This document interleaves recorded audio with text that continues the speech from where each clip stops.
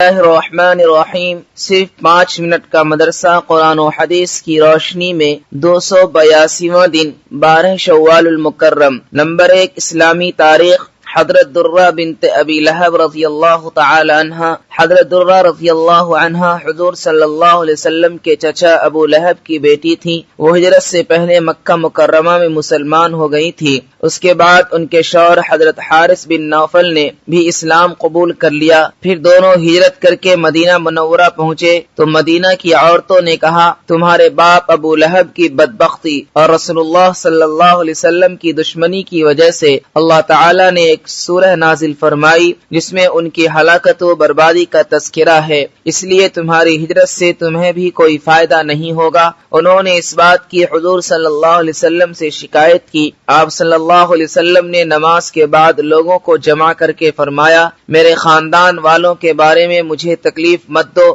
آپ صلی اللہ علیہ وسلم کے اس فرمان سے انہیں اپنی غلطی کا احساس ہوا۔ حضرت درہ رضی اللہ عنہ کی فضیلت کے لیے اتنا کافی ہے کہ حضور صلی اللہ علیہ وسلم نے ان سے فرمایا، جو تمہیں غصہ دلائے گا اللہ کو بھی ان پر غصہ آئے گا، میں تم سے ہوں اور تم مجھ سے ہو۔ حضرت درہ رضی اللہ عنہ کے والد ابو لہب کو حضور صلی اللہ علیہ وسلم کے سخت دشمن تھے، اس کے باوجود بغیر کسی پرواہ کیے انہوں نے اسلام قبول کر لیا۔ یہ ان کی رسول اللہ صلی اللہ علیہ وسلم سے سچی محبت کی علامت ہے۔ حضور صلی اللہ علیہ وسلم نے فتح مکہ کے بعد ان کے شوہر حضرت حارث رضی اللہ عنہ کو جدہ کا گورنر بنا دیا تھا۔ محدثین نے ان سے کچھ حدیثیں بھی بیان کی ہیں۔ حضرت عمر رضی اللہ عنہ کے زمانے خلافت میں سن 20 ہجری میں ان کی وفات ہوئی۔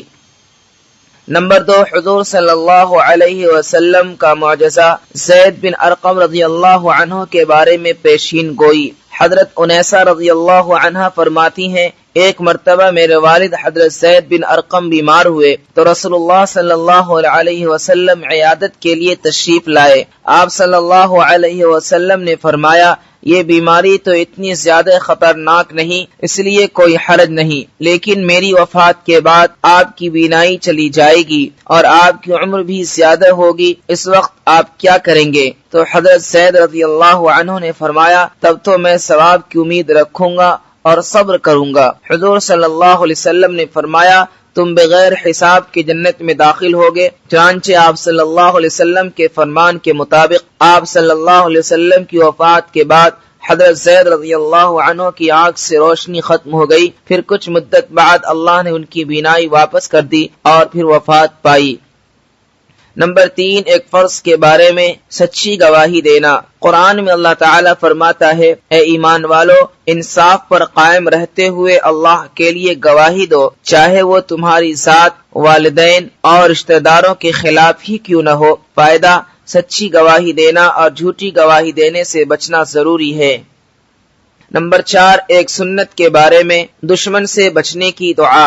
رسول اللہ صلی اللہ علیہ وسلم جب کسی قوم سے خوف یا ڈر محسوس کرتے تو یہ دعا پڑھتے، اللہم انا نجعلک فی نحورہم ونعوذ بک من شرورہم۔ ترجمہ، اے اللہ، ہم تجھ کو ان دشمنوں کے مقابلے میں پیش کرتے ہیں اور ان کے شر سے پناہ چاہتے ہیں۔